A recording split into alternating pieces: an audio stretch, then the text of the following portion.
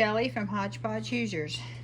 This morning I've got a Nesco roaster oven going. I've got 10 pounds of chicken legs in it, and then I've got a quart-sized bag I had frozen of breast pieces, and I threw in some onion that I had froze, and all I did was put in is salt. I didn't put any more seasonings because I'm going to make this broth, and whatever I use I'll put seasoning in when I cook. So I put this on 275. This should go for about 24 hours on low, slow cooking like this. And in the morning I'm going to come back. I'll show you what it looks like, and we're going to get it jarred up, and I'm going to pressure can it because my shelf is getting low. I use chicken broth a lot. So in the morning we're going to see what it looks like. Alright, we're going to look and see what this looks like. It's been going now for 9 hours. At least 9 hours. It's looking really good. I was dehydrating some cabbage, so I just threw that cabbage core in here too and let it cook down. Right there it is. But yeah, the chicken's getting tender. I'll be turning this down a little bit, probably to 200, 225, and let it go all night. And then in the morning when I get up and get all my morning chores done, I can get ready to pressure can it. I've got my jars all out and the pressure canner's out. So we'll see how it looks in the morning. Okay, it's the next morning. I apologize, the dishwasher is running. Here's what this looks like. We're almost at 24 hours. It looks really good. And this is probably all I'm gonna let it cook. I'm gonna go ahead and get it, all the meat and bones and everything took out of it, and get it strained. And I'm gonna go ahead and get it canned up. But it looks really good. Smells good.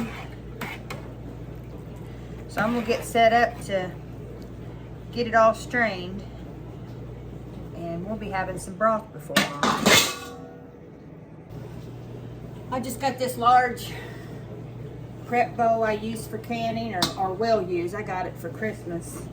And I'm going to take just a regular strainer with a handle and grab this and put it in that bowl.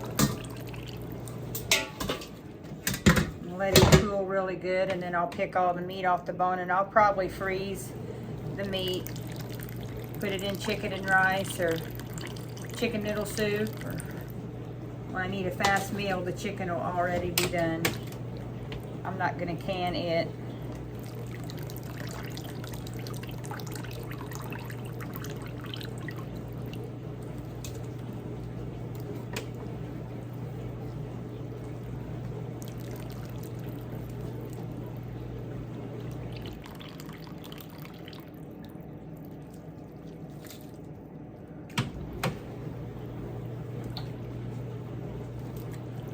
Hope this gives me close to a pressure canner full of broth. I'm going to do quarts this time. I usually make more chicken and dumplings or chicken and noodles than I do anything else. I've got a few other recipes that calls for chicken broth, but for the most part, my recipes I need a quart anyway, so.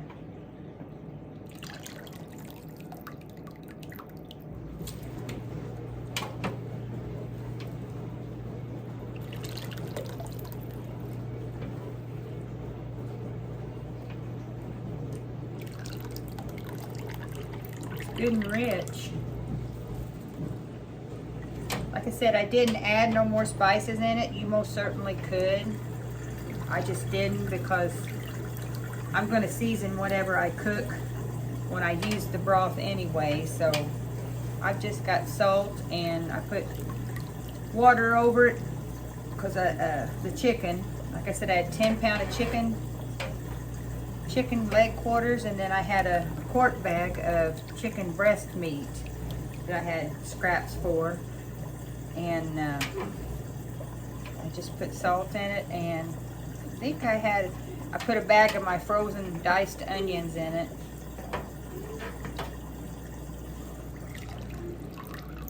And I was dehydrating cabbage yesterday, so I went ahead and threw the core in there. Just a little extra flavor. Okay, for the most part, that's all of it. So I'm gonna get my jars all sterilized and clean, and then I'll bring you back and show you how I fill them. Okay, I've got my jars all clean and ready to go. Funnel. I just get some really hot water and put my lids in. I know you probably don't have to, but I like getting the seals soft. Okay. Just gonna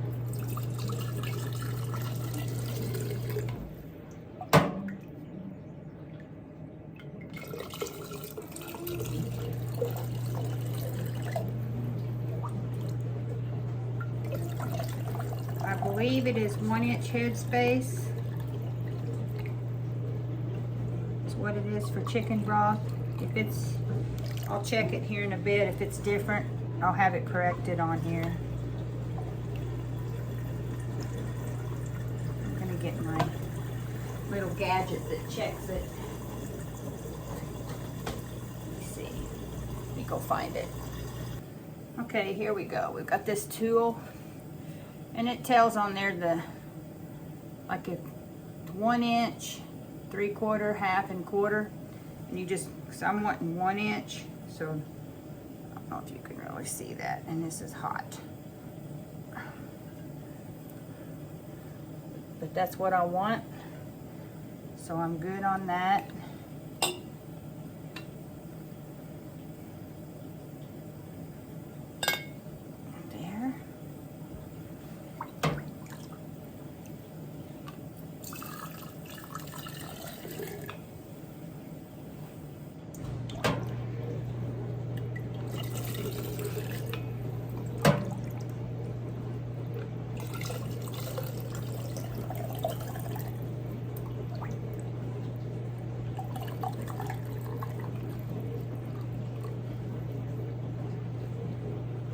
Now when I get to the bottom, I may have to use my strainer again if it's too big of pieces, but them little bitty pieces like an onion that I missed, or little tiny, I just don't want to get meat in here, because if you, I think it's a different time for pressure canning meat. Now when we pressure can this, it'll be 25 minutes for quarts.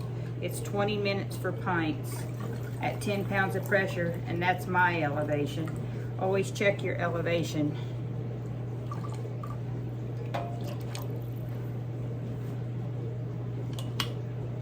So I'm gonna finish filling these. I'll show you what they look like, and then we'll get on to pressure canning. Okay, I've got them all filled. Look at that pretty color. Now I dip this paper towel in vinegar, because you don't want any of that grease between the seal and on the jar. Just wipe it good. I did pretty good at not touching that top part.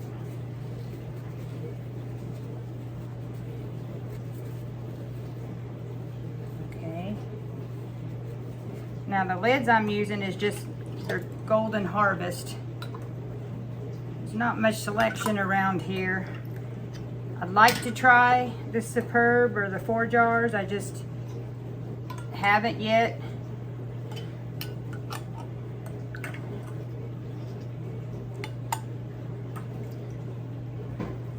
There. And I'll get the rings put on, and pressure canning process is next. I do want to add, when you're putting rings on, you don't want to go like this real tight.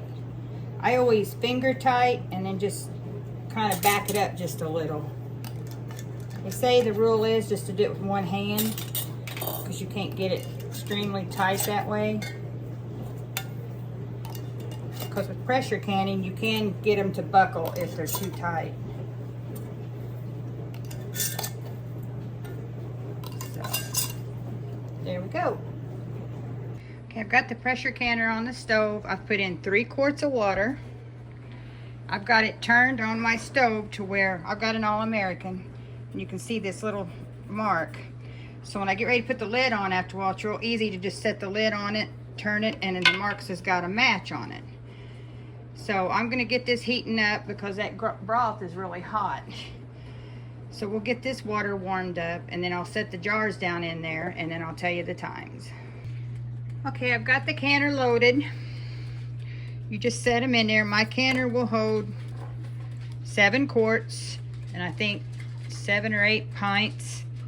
And I've got the 3 quarts of water in there. I've got my stove set on high, and I'm gonna put the lid on it. Okay, you put your lid on and see I've got this tick right here, this little mark on my All-American, and it lines up with this little piece right there. And you want to grab your locks here and you screw them down, go opposite of each other like that, and then you'll grab these two and you'll grab them like this, and then the last two, and you get them down tight like that. And then we're going to let it come up to boiling in there, and when you do, I've got this little vent here, and it'll blow steam for 10 minutes before I will put the weight on it. And here's my weight. It says 5, 10, and 15. 5, 10, and 15. And I'm going to put it on the 10 because in my elevation, I've got to have 10 pounds of pressure. So you always want to look up what your elevation is so you know the correct pressure for your pressure canner. This was my mom's canner, and I think she may have used it once or twice, and I don't think she used it for canning. I think she must have pressure cooked a roast or something in it, because by the time she got this, she was already getting sick with her heart problems. And so when she passed, Dad gave it to me, and I was scared to use it. It stayed in storage for probably a good 10 years. And my mom will be gone 20 years in April. So I finally got it out. My husband helped me. We looked up how to do it. Now, it did not have the weight. So I sent in and got the weight. It had I forget exactly what it had on there. But anyway, I got the weight so I knew how to do it. And we just slowly learned. I think the first thing I canned in it was green beans. Now that I am so used to canning with this pressure canner, I would rather pressure can than water bath. It is easy. It's foolproof. It's not going to explode. You just got to learn how to do your controls. Like, I know when this gets up to pressure and this is going to start, it'll fizzle a little. I'll show you.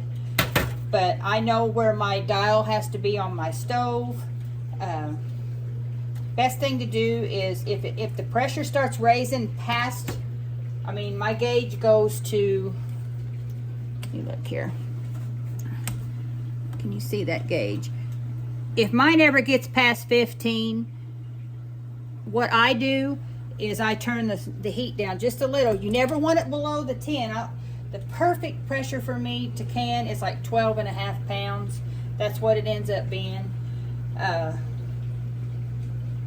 It's never going to go, because this here, with this on it, it's going to release air as its pressure. And I've also got a safety valve right here, and I replaced that whenever I got it to start using it. But if it ever gets too hot, that's going to pop, so it'll release some steam and pressure to keep it from exploding. So anyway, I'm going to let this get up, and when it starts steaming here at 10 minutes, I'll bring you back. Okay, the steam's starting, so I'm going to give it 10 minutes, and then we'll put the weight on. Okay, it's been almost 10 minutes. I'm waiting for the clock to turn to the last one, and then we're going to put this. I always use my oven mitt, or you can use a towel. That way that steam don't burn you. It goes on pretty fast, but I still like to do this. So as soon as this, there, it turns exactly 10 minutes, you put that on. You're going to let it come up to pressure. The dial is going to come up to 10. Once it gets up to your 10 pounds of pressure, then you can set your timer for 25 minutes. You don't set it now. So my temp will also have to go down on my stove because I can't leave it on high. So it's already building. It's up to 5.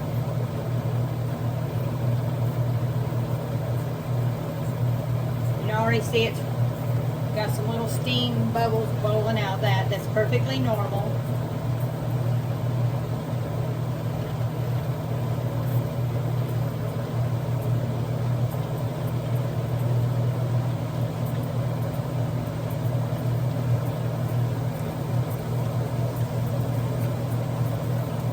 It's up to 7.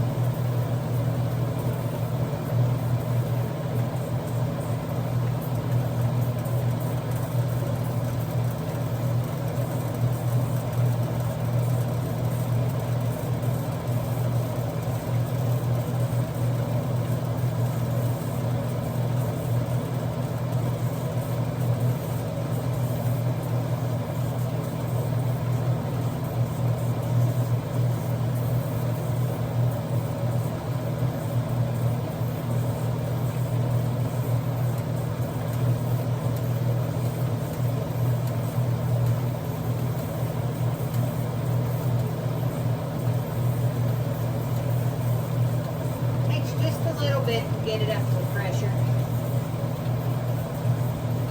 It's rocking and rolling pretty good now, though. I hear it in there. I actually had 4 more pints of broth, so I'll have to do another round. Now, because the canner won't be full, I got me 2 quart jars and just filled them with water, and I put old lids on it. All I'm doing is trying to fill up the space so them 4 pints isn't in there by themselves.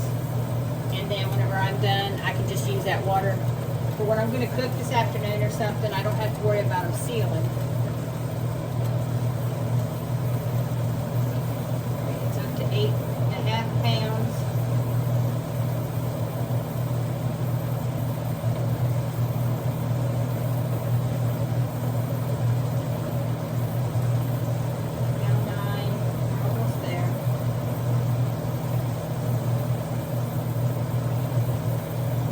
Sorry you're having to hear the overhead fan. I like to keep that on.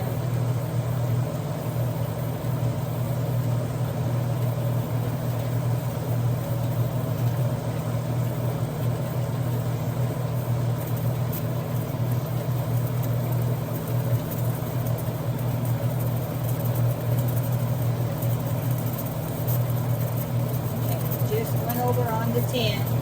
See, it's starting to fizzle and everything. So now I like to let it get to 11, and then I'll turn my heat down to where I know that it'll stay. See, it's going to start fizzing. It lets me know what's up to pressure. So now I'll set my timer. 25 minutes for quarts, 20 for pints.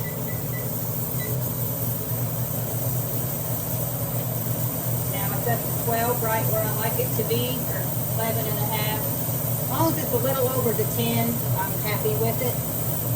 And we'll wait the 25 minutes, and then when the 25 minutes is done, I'll show you what I do. See, the gauge is like 11 pounds. That's fine. She's doing her thing. I'm excited. This is the first canning this year. Okay, we're getting ready to turn it off. It stayed at about 12 pounds of pressure. Okay, now I'll turn the heat off. And then we just let it sit. This gauge has to go back down to 0 before we loosen the lid. And then when I loosen the lid, I'll still just turn it a little so some air can escape. So the temperature change still isn't dramatic. And that way we won't have a lot of siphoning. Okay, it's at 0. And when you get to 0, then you can take off the weight. And then start unscrewing them here, you want to do the opposite thing again.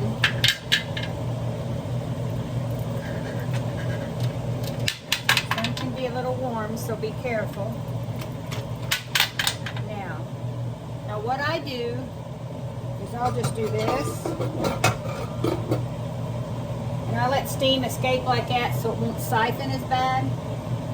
And then I'll wait probably 10 minutes and then I'll take them out. Okay, I just took the lid off.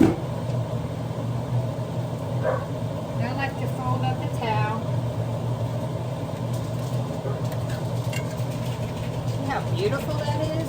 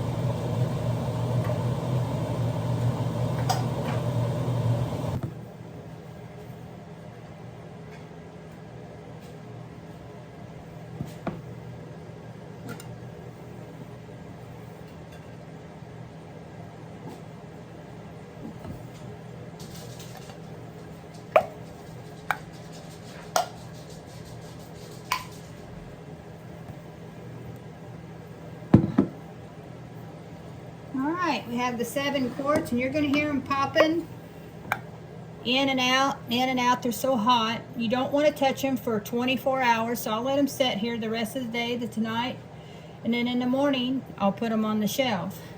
Now, I do have these sitting over here. I've got 4 pints, and here is the 2 quarts of water I told you about. I'm going to put them in the canner here in a bit, as soon as the canner cools down, because these are now not as hot. And one thing about doing the canner is if you put something in that is not hot, you don't want your water hot in it. You want it to get hot together. Now, if you, like I put these in, they was hot, I wanted hot water in my canner. You don't want to do one extreme to the other. So I'll wait till that cools down before I add these, and then I'll let them come up to temperature together. See, I just put the water in there as just to fill up some space, just so the 4 in there can't move around. I could put 1 more, but this will be fine. You just don't want it that empty. I love watching the jars when they're sitting, how they move. See, it's still bubbling.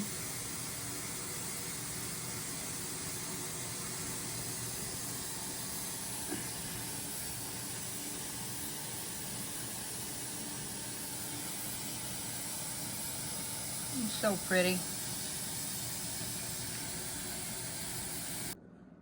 Okay, I got the last 4 pints out of the canner. So I ended up with 7 quarts and 4 pints of chicken broth. Now, if you add it up, just going like to Walmart or any other big box store, grocery store, their Great Value brand chicken broth was $1.37 for a 32 ounce, and I think like a 15 ounce can or something was 72 cents. So you can relate them to them, because these would be 16 ounce, and then these are the 32. So I give $8.74 for a 10-pound bag of leg quarters. And then the Ziploc bag of frozen chicken scraps I had was just like whenever I do chicken in bulk, and if I had little pieces, I would just add it to that in the freezer. So that was my chicken pieces. I always label that for soups. So I threw that in there. So can't even really put a price on that. And, you know, I put in salt, and then I had my homegrown onions in it, and I just threw in a cabbage core. So you really can't put a price on that. I mean, you're up over almost to $13 if you would add up if you went to buy this in the store. Now, if you look up the ingredients, a lot of them's going to say made with bioengineered product or something. I'll leave a picture at the end here of what the ingredients say on the back of one of them that I looked up. But anyway, I know what's in these. I know they're good. I know they're healthier. And that makes me happy. So if you like this video, please like, comment, subscribe, share, and I'll catch you on the next one.